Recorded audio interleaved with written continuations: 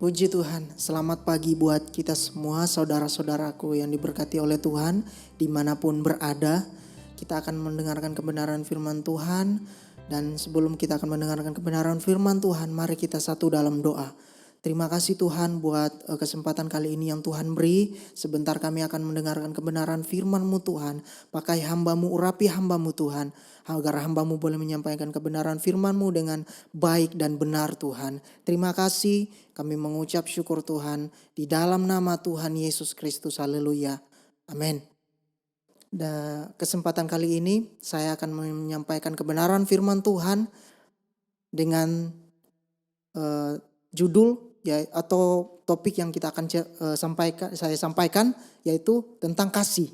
Nah, kasih ini luas dalam setiap kehidupan kita. Nah, kasih dalam setiap kehidupan kita ini terutama sebagai orang-orang yang percaya, yaitu kasih yang berasal dari Tuhan. Amin. Kasih yang sering terjadi, yang sering kita lakukan tanpa kita sadari, tanpa kita pikirkan, kita sudah melakukannya. Lewat contoh menolong, mengasihi orang lain. Nah, itulah dalam bentuk kasih. Nah, kasih itu sangat bermanfaat dalam hidup kita, sangat berfaedah dalam hidup kita. Karena apa? Karena kasih itu Tuhan sudah memberikannya dalam hidup kita untuk kita saling berbagi terhadap sesama kita, apalagi berbagi terhadap Tuhan kita yang besar, karena Tuhanlah yang telah menunjukkan kasih-Nya terhadap kita. Tuhan yang telah menunjukkan kasih yang begitu besar yang tidak pernah dipikirkan oleh manusia. Nah, inilah bentuk kasih yang Tuhan beri dalam setiap kehidupan kita. Yuk kita lihat dalam Injil Yohanes pasal 3 ayat yang ke-16. Di situ dikatakan karena begitu besar kasih Allah akan dunia ini dalam setiap kehidupan kita. Karena Dia telah mengaruniakan anaknya yang tunggal. Sebab setiap orang yang percaya kepadanya tidak akan binasa, melainkan memperoleh hidup yang kekal. Nah, disitulah kasih dan pengorbanan Tuhan dan serta janji Tuhan untuk menyelamatkan setiap umat Tuhan, orang-orang percaya kepada Tuhan lewat pengorbanannya. Semua orang diselamatkan. Amin. Untuk itu mari saya mengajak kita semua bahwa kita harus melakukan kasih itu terhadap kita sebagai sesama manusia, sesama orang-orang yang ada di sekitar kita. Janganlah kita memandang remeh, janganlah kita menganggap orang lain itu rendah. Nah, apa yang kita harus lakukan, apa yang harus kita perhatikan dalam setiap kehidupan kita. Mari kita lihat dalam kitab Yohanes, kitab 1 Petrus pasal yang ke-8 ayat yang ke-12 sampai ke-12. Nah, di situ dikatakan bahwa